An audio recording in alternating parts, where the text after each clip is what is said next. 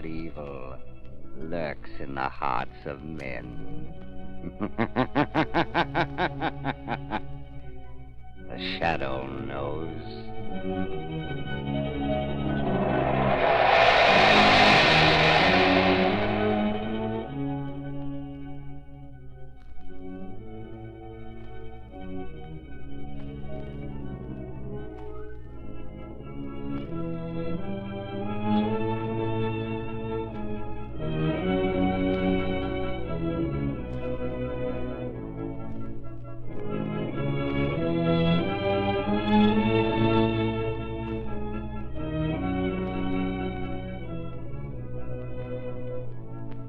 Ladies and gentlemen, today the Shadow program has the honor to present a distinguished guest whom all of you will want to hear. Commissioner John H. Morris, in charge of the Juvenile Aid Bureau of the New York City Police Department. Commissioner Morris will be interviewed at the close of today's adventure with the Shadow. First, a few cold, hard facts about your everyday driving safety. Every year, thousands of motorists are killed or injured through skid and blowout accidents. And right now, unless your tires are safe, you too may be headed for a dangerous skid, a costly blowout. Before it's too late, before you're caught in a car-spinning skid, before you hear the dreaded bang of a high-speed blowout, equip your car with the new Goodrich Safety Silvertowns. They're the only tires in the world that have the lifesaver tread to give you the quickest non-skid stops you've ever had and the golden ply to protect you against high-speed blowouts. And think of it. When you invest in this sensational new kind of tire safety, you get both of these great life-saving features at no extra cost.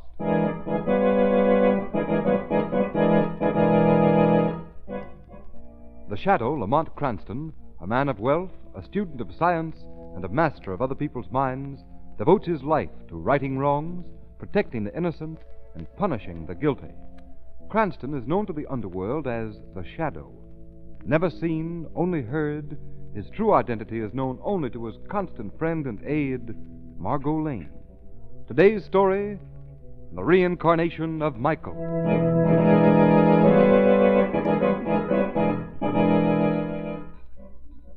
Well, how's our experiment coming, Professor Charles? Oh, very well, Michael. Almost all our flying messengers of death are ready. See these cages filled with mosquitoes? Good. I've taken pains that my guests won't disturb you. Yeah, well, they do. Can't open the window for a breath of air, but there they are, chattering like monkeys. I wish you'd stay away from that window. Someone might see you. Let them. They'll never have a chance to tell anyone what they've seen. These friends of yours. Friends? I have no friends. I hate my guests. We'll make them suffer, Michael. Suffer as I've suffered. Those parasites hang around me because I'm Michael Welsh, the millionaire. Every one of them is an enemy. One sold me faulty stock. Mrs. Bell borrows money and fails to pay it back. The third, a girl, might have been my wife, but she wouldn't listen to me. Never put faith in human nature. That was my mistake. I don't. Every one of those people has done me wrong. They will pay for it. Fine. I will enjoy that. I was a great scientist once, working to save humanity. When the fever struck me down, humanity shrugged its shoulders. Now I work for revenge. Professor Charles, in another age, they wouldn't have dared treat me with such insolence. Another age? Yes. The 12th century knew how to deal with those who are insulting. In those days, I had much less trouble. You had much less trouble?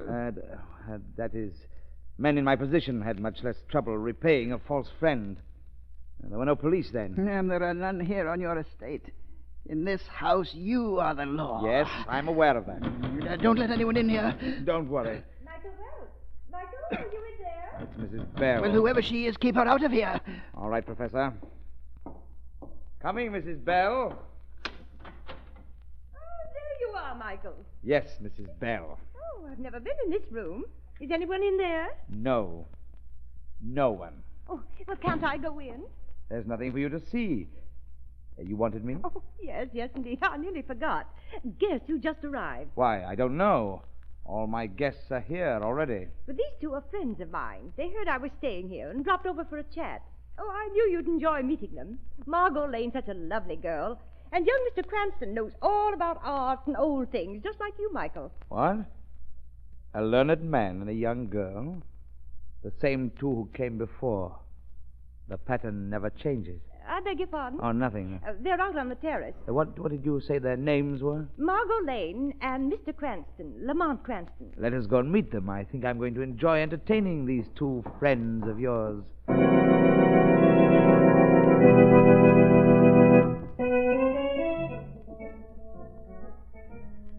Beautiful spot, isn't it, Lamont? Lovely, Margot. Michael Welch has taste. Building his home right on the crest of this hill. You can see the whole valley from here. But the house, it's so big.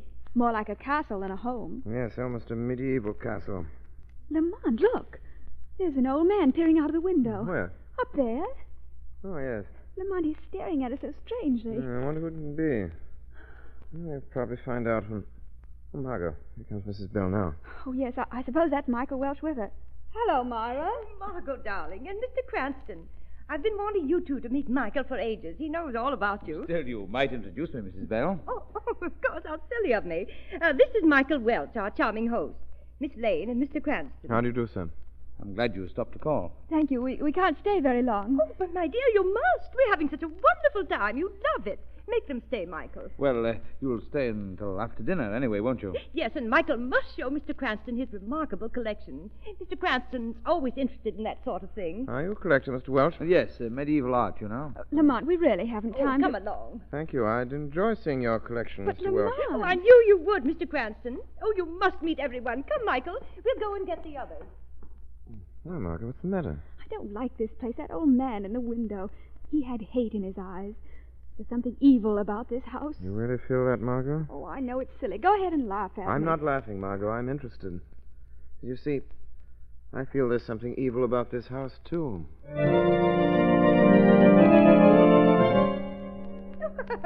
Isn't it the funniest story you ever heard, Mr. Cranston? Very amusing. More wine, anyone? No, thanks, Michael. Nothing more for me. Oh, Mr. Cranston, I want to ask you something. Yes, Mrs. Bell? Do you believe in the transmigration of souls? What was that? Oh, Mrs. Bell just asked if I believed in the theory of soul transmigration. Well, what in the world is that? Reincarnation. Yes, and I do think it's ever so interesting. All about how the great minds of past ages came back and, great minds in the present. I know that some ancient people really were convinced that a man returned to Earth after death as another person. You mean we all were someone else long ago? That's the general idea. Oh, I hope I was queen in Babylon. Come, let's drop the topic. Oh, why, Michael? Mrs. Bell, you shouldn't discuss things you don't understand. Well, I know all about reincarnation. No, you don't. Every week you have a new religion. To you, the theory of reincarnation is not an established fact. It's just a passing fancy. How do you feel about it, Welch? I never discuss religion, Mr. Cranston. Shall we have our coffee in the living room?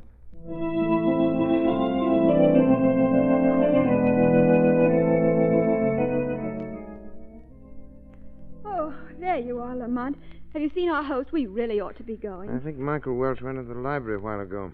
By the way, where have you been since we had our coffee? I was just wandering around looking for the old gentleman we saw peering out the window. Oh, did you find him? No, he's certainly not one of the guests. Here's the library.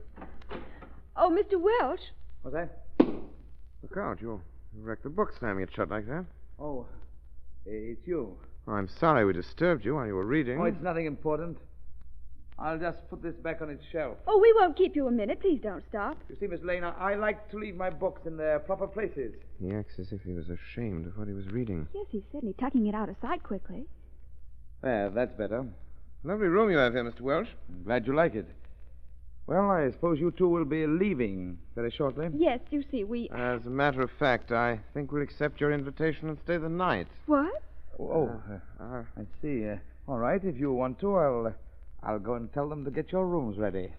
Lamont, what on earth do you think you're doing? For one thing, I'm going to find out why friend Welch hid that book. I watched where he put it. Lamont. Just a minute, Margot. Ah, it is. Lamont, come here a minute. I want you to see this portrait. Portrait? Oh. Oh, you mean the gentleman over the fireplace? There's that dark man in medieval dress. Not a pleasant face. No, but there's something very familiar about Familiar? it. Oh, It seems to me I've seen that face before. probably in a museum. It's an old painting. Oh, wait, here's a plate on the frame. I'll read it. I'll look through this book of Welch's. Duke of Ancona, Italian noble, 12th century. Now, I don't recall the name. Nobody ever remembers history lessons. I'd swear I'd seen those eyes on a living person. It's been pretty old, about 800 years. No, it looks like someone I know, but I just can't place the man. Speaking of age, it's a rare old volume. The book Mr. Welsh was ashamed of? What is it? Yeah, an old Italian history. Very interesting. Oh. Let's see. It's about the place where Welsh had the book open, right here. Yes, somebody's thumbed this page well. This is strange. What? It's a story about your boyfriend over the fireplace. The man in the portrait? Yes, Michael, Duke of Ancona. Bloodthirsty gentleman, the Duke. Even for the Middle Ages. Those medieval soldiers were butchers. Duke of Ancona was more subtle than that, Margot. This tells how he invited a party of friends to his castle, locked them in, and introduced the plague among them. But why? The writer says the Duke was avenging an insult. Did he get his revenge? Yes, with 2 more deaths than he expected. 2 extra victims? Yes, he hadn't planned on those 2, had nothing against them, a learned man and a young girl.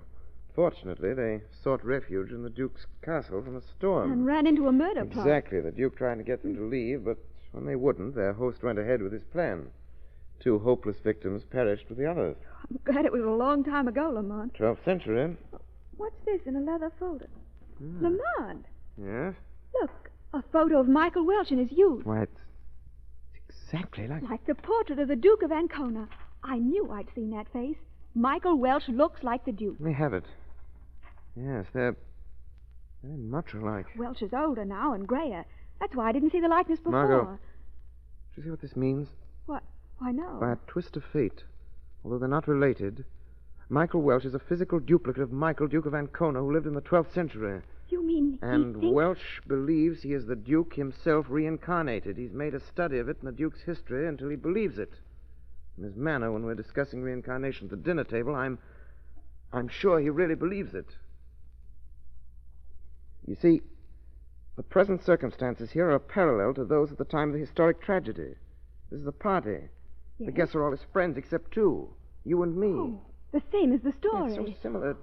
Oh, Isn't it amusing, Margot? We're the 2 unexpected guests, man and woman. Welsh tried to get us to leave. yes. But we stayed. We followed the pattern of the tale of the Duke in the 12th century. Same situation 8 centuries later. The question is, how far does Michael Welsh mean to imitate the Duke of Ancona? Are we all in danger? But, Lamont, that's fantastic. I've got to find out, Margot. But how? By watching Michael Welsh tonight as the shadow. Going to investigate this house and find out exactly how Michael Welsh intends to reenact the old tragedy. His belief that he is the reincarnated soul of the Duke of Ancona.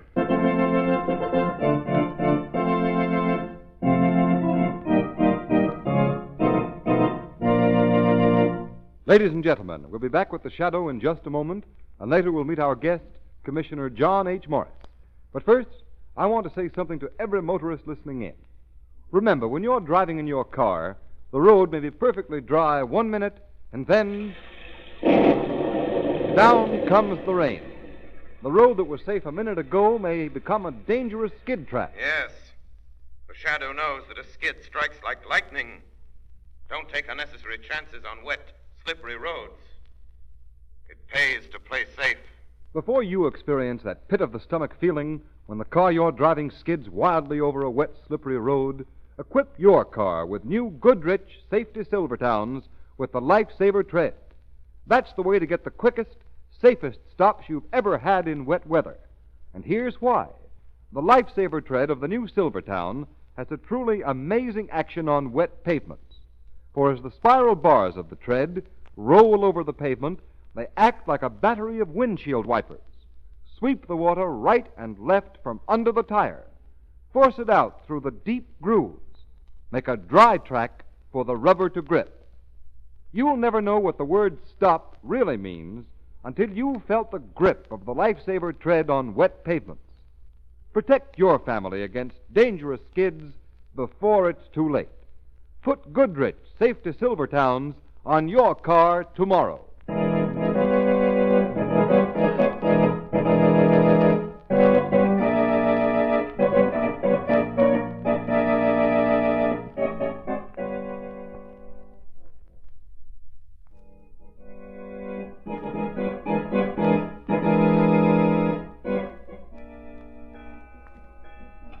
o'clock, Mr. Welch. Time for me to get going. Good. Now you understand what you're to do, Tony. Yes, sir. The dynamite's already planted. Enough to do the job easy. Here's the money I promised you. Oh, yeah, okay. There'll be a bonus if the explosion goes off exactly as we planned. Oh, don't worry none, Mr. Welch. It will. All I gotta do now is throw the switch. All right, get in the car and be on your way. Yeah. Hey, there's a light in the house, sir. Won't someone hear me drive off? That's my private room. Don't worry about that. Oh, okay. Luck, Tony. Yeah, thanks. Listen for the blow-off. I shall listen, all right. It's too bad that the noise will awaken my guests, but soon, nothing will disturb them. Now, to get back to the laboratory.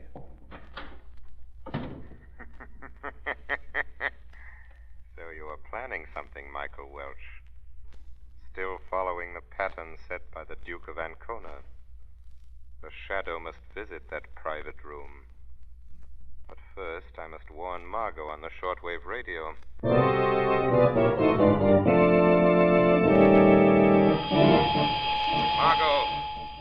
Margot! Shadow calling Margot Lane. I'm in the garden. 15 minutes ago, Michael Welch sent a servant to set off an explosion. I must get into Welch's private study. I shall need your help. There's the explosion. Welch's man has carried out his orders. Now I must wait and see why the explosion was planned and what it blew up.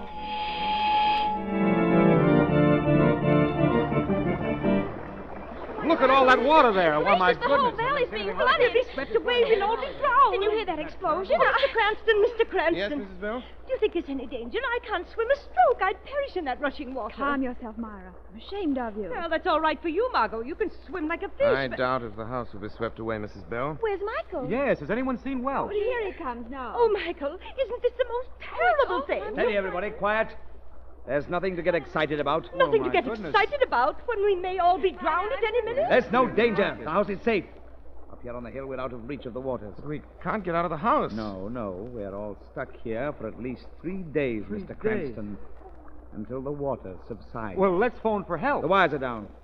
The flood carried the poles away. Margot, Yes, Lamont. Welch's man blew up the dam and flooded the whole countryside. The old plot is still working out. Now we're all prisoners in the Duke's castle. With no hope of escaping. And next should come the plague. Oh, well, that's just the limit. Mosquitoes. What's the matter, Myra? A mosquito bit me. That's the last straw. Margot, I think Welch is going back to his private room. Yes, Lamont. Stay with the guests. The shadow must follow him.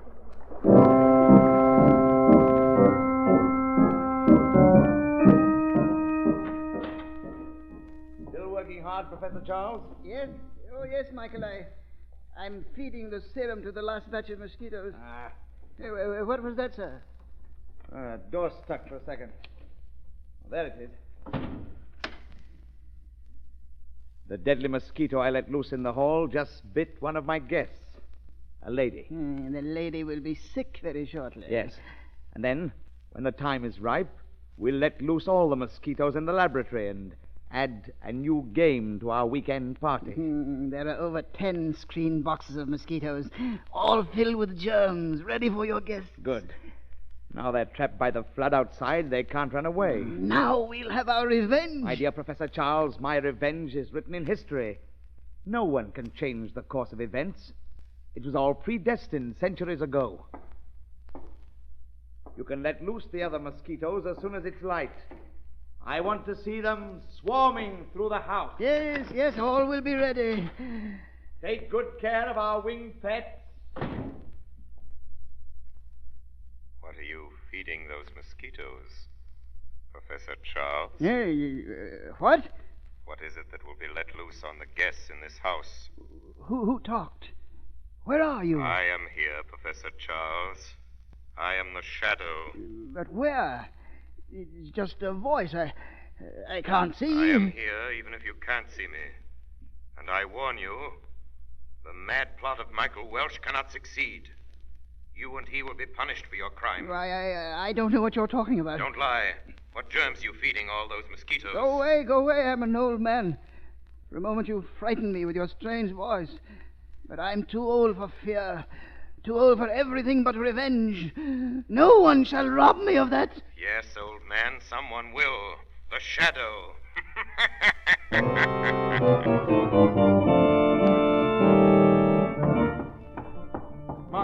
Yes, Lamont.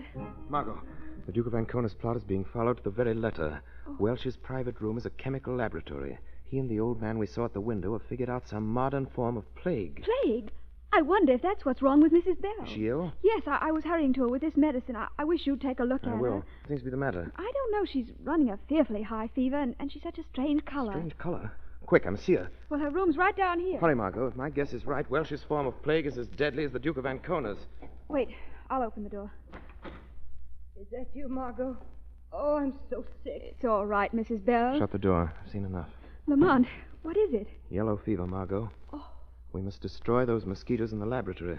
Michael Welch thinks that he is the Duke of Ancona, reincarnated. He plans to repeat the tragedy of centuries ago and infect every guest in this house with the disease. Come, Margot, we must hurry.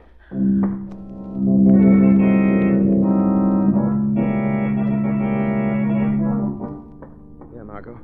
Here's the laboratory. Door's locked. Wait, I stole the key. What are you going to do when we get inside? Listen.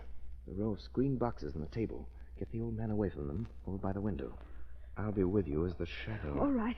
Don't speak to me until I speak. Here's the key. Lock the door behind us. Quietly, Margot, quietly. Step in. Yes. Who is that? Who's there? Well, hello. You must be Professor Charles. Oh, you can't come in here, young lady. This room is private. Get out, get out. Here, where are you going? I want to see how the flood looks from this window. Come away from there. You must leave this room at once. Look, Professor. You get a wonderful view of the water from here. Will I have to put you out that door by force? Professor, please. Don't try violence. I'm strong. You're old and weak. Yes, you're right. I can't fight you, young woman. I am too weak. Yeah, but Michael and I have a few tricks left. What do you mean? You'll see. In the morning when I release my mosquitoes from their boxes... Are you sure you will release them? Yes, these boxes here. Here, come, I'll show you. Who's been at these boxes? Is something wrong? They're dead. They're dead. Our messengers of death. What's this? Acid's been poured over every box. Yes. You did this. You wrecked my life's work. No, Professor, she didn't do it. I did. Who? The shadow poured acid over your little pets, Professor The Charles. shadow again. Open this door. Open it. It's Michael. Michael, they've been destroyed. Break in the door. Open the door. Shadow, it's Michael Welch. Yes, Margot, quickly. Hide behind that cabinet. Stay there, Margot. Yes, Shadow. Break it in, Michael. Break it in. Break it in. Oh, Michael, our plan has failed. Failed? Lie. Can't fail. Yeah, but it has. Look, all our mosquitoes dead. They're dead, Michael. Dead. Who poured acid on those boxes? It was you, Professor. No, Michael. No, it was the shadow. Shadow, what are you talking about? Who is the shadow? A voice, Michael. A man you can't see, but he talks to you. He discovered all about our plan, and he killed the mosquitoes. Lying, Professor. You with your crazy story of the shadow. You did it yourself. No, Michael, no. Charles, you betrayed me. You've robbed me, the reincarnated Duke of Ancona, of his revenge. You've ruined the plot, you traitor. Michael, put down that gun. You won't live to laugh at me, you treacherous old devil. The pattern is broken, Michael Welch. Who spoke? Where are you? I am here, Welch. I am the shadow. The shadow? Then his story was true. You're the one who... Yes, Michael Welch, the shadow does exist. I have destroyed your plague. Give up your mad dream. You are not the Duke of Ancona reincarnated into the body of Michael Welch. That's a lie. I am. The pattern of the old tragedy you wanted to reenact is broken. There will be no plague, Welch. I must be the Duke come back to life. Didn't I trap my friends here just as I did centuries ago? But there is no plague to inflict upon them, Welch. The story is not the same. The Duke of Ancona is long dead. No. I'm the Duke. Reincarnated. You cannot be. There is no plague. The story will not end as the Duke's ended. If I'm not the Duke, why, I'm nothing. Forget this insane theory, Welch. Drop your gun. No. The pattern, it's not the same. I'm not the Duke. You hear? I'm not the Duke. Welch, drop that gun. No. Other than fail, I'll die. Lamont. Yes, Margot. Yes. Don't look. But Professor Charles... He, too, is dead. Oh, how horrible. No, Margot. This is a fitting conclusion for the mad plot conceived by a man who thought he was the reincarnated soul of someone who died centuries before. whether the criminal builds his crime on historic patterns or not, the relentless hand of justice reaches out with a punishment all crime deserves, the punishment of death.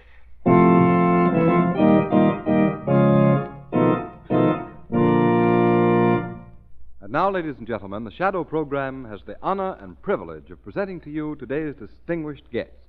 He is Commissioner John H. Morris, in charge of the Juvenile Aid Bureau of the New York City Police Department. Commissioner Morris. Thank you. First, Mr. Roberts, tell me, how does the Shadow do it? Well, I'm sorry, Commissioner Morris, but that's the Shadow's secret. All right, Mr. Roberts. But now, seriously, I'm grateful for this opportunity to congratulate the sponsors of the Shadow for putting on such a fine program. It's not only mighty entertaining, but it's also doing an excellent job of showing young Americans the folly and futility of lawlessness. And that's what your job is, too, isn't it? That's right. Crime prevention is the business of the Juvenile Aid Bureau of New York City. That's a pretty big order. Tell us, Commissioner, how do you do it? In brief, by putting into operation measures for the rehabilitation and adequate social treatment of juvenile delinquents, and instilling in boys and girls a respect for law and appreciation of good citizenship. Well, tell us, Commissioner, how do the children react to this plan? They love it. Our 120 Police Athletic League supervised play streets and play centers boil with activity from morning till night. And that's not all. In addition, the League has made the police department uniform a symbol of friendship between those men who wear it and every member of the PAL. Thank you very much, Commissioner Morris. I'm sure everyone listening enjoyed hearing your opinion on this topic of such vital interest to us all.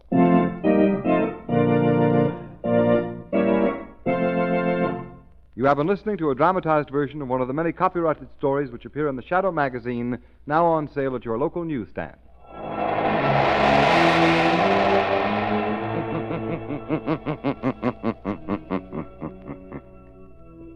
The weed of crime bears bitter fruit. Crime does not pay. The Shadow knows. All the characters and all the places named are fictitious. Any similarity to persons living or dead is purely coincidental.